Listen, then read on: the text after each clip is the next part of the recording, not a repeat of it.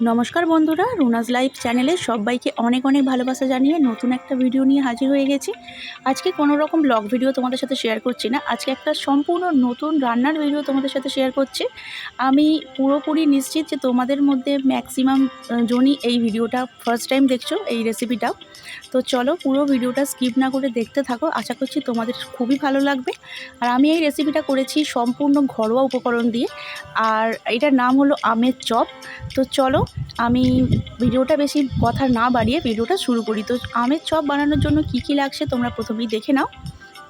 আমের চপ বানানোর জন্য লাগছে একটা বড় সাইজের আম নিয়েছি, দুটো আলু মাঝারি মাপের আলু সিদ্ধ করে নিয়েছি, 2 চামচ কর্নফ্লাওয়ারের সাথে 2 চামচ ময়দা মিশিয়ে নিয়েছি, আর আছে ব্রেড ক্রাম্বস, তোমরা বিস্কুটের গুঁড়ো ব্যবহার করতে পারো।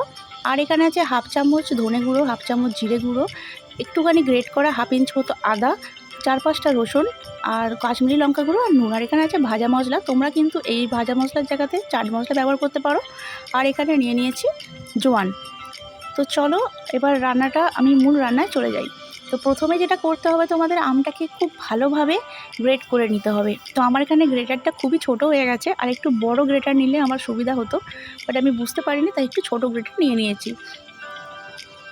তো তোমরা ভালোভাবে আমটাকে গ্রেট করে নেবে। আর তারপর দেখো আমার গ্রেট করা পুরোটা হয়ে গেছে। এবারে আমি একটা গ্যাসের মধ্যে কড়াই বসিয়ে নিলাম।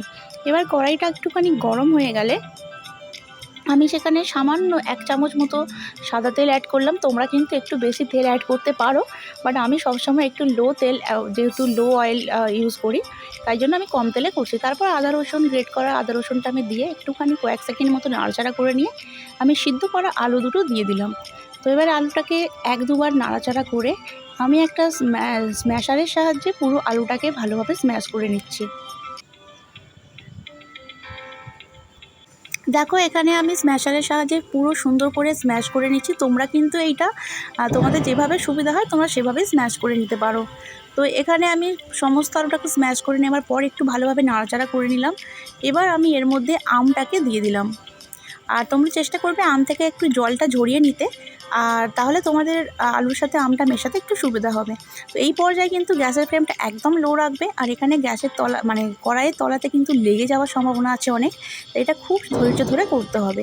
এবার সমস্ত রকম মশলাগুলো আমি দিয়ে দিলাম, নুন, হলুদ, জিরে গুঁড়ো, ধনে গুঁড়ো, কাশ্মীরি লঙ্কা গুঁড়ো, সমস্তটা ভালোভাবে দিয়ে আবারও সুন্দর করে নাড়াচাড়া করে নিলাম। দেখতেই পাচ্ছ যে কড়াইতে লেগে যাচ্ছে, তো এটা কিন্তু নর্মাল। তো এইভাবেই তোমাদেরকে বেশ খানিকক্ষণ সময় ধরে পুরো জিনিসটাকে নাড়াচাড়া করতে হবে।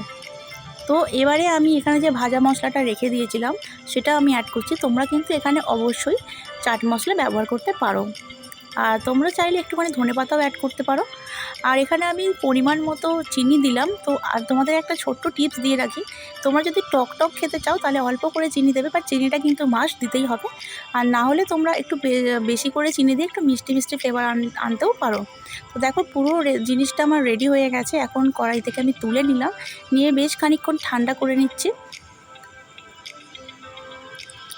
তো তারপরে পুরো জিনিসটাকে আমি সমস্তটা তুলে নেওয়ার পরে একটু ঠান্ডা করে তোমাদেরকে দেখিয়ে দিচ্ছি আমি কিভাবে করছি। তো এরকম দেখো ঠান্ডা করার পরে এরকম একটা শেপ দিয়ে দিচ্ছি, তোমরা নিজেদের পছন্দ মতো শেপ দেবে।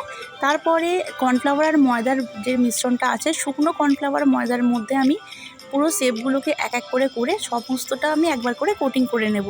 তো মনে রাখবে বারবার কিন্তু এটা জলে দেওয়ার আগে আগে শুকনো ময়দা আর কর্নফ্লাওয়ারের ব্যাটারের মধ্যে আগে ভালো ব্যাটার করবে না, আগে শুকনো জিনিসটার মধ্যে আগে সমস্তটা এক এক করে আমি কোটিং করে নিচ্ছি। দেখো সমস্তটা হয়ে গেছে। এবার এই ব্যাটারের মধ্যে আমি পরিমাণ মতো জল দিলাম, একটা একদম পাতলা স্মুথ ব্যাটার তৈরি করছি।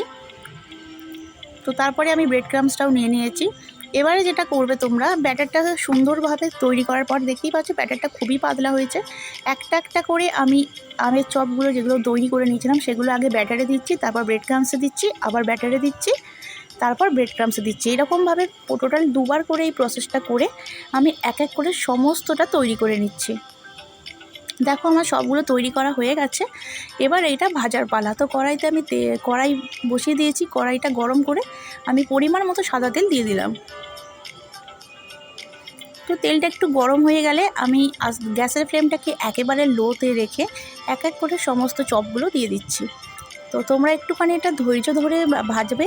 আর এই পর্যায়ে কিন্তু গ্যাসের ফ্লেমটা একদম লোতে রেখে দেবে, লো টু মিডিয়ামে রাখলেই হবে। তো দেখো আমি এক পাশ উল্টে পাল্টে ভালো করে বেশ লাল লাল করে আর একটা পাশ ভেজে নিচ্ছি।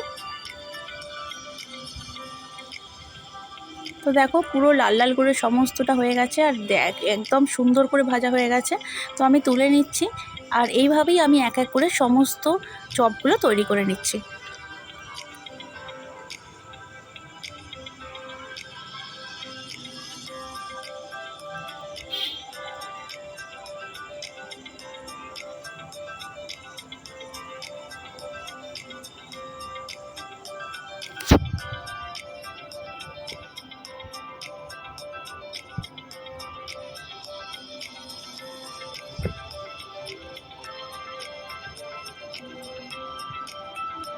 তো এখানে আমার সমস্ত চপ রেডি হয়ে গেছে। তারপর আমি সমস্ত চপগুলোকে তুলে নিচ্ছি। আশা করছি তোমাদের সবার কিন্তু রেসিপিটা খুব ভালো লাগবে। আর দেখতেই পেলে আমি কতটা ঘরোয়া উপকরণ দিয়ে সমস্ত রেসিপিটা তৈরি করলাম। তো তোমরা অবশ্যই একবার করে ট্রাই করো, আর আমাকে অবশ্যই কমেন্ট করে জানিও রেসিপিটা কেমন হয়েছে। তো চলো আজকের মতো টাটা বাই বাই, সবাই ভালো থেকো, সুস্থ থেকো। আর এই ভিডিওটা কেমন লাগলো অবশ্যই কিন্তু আমাকে কমেন্ট করে জানাবে।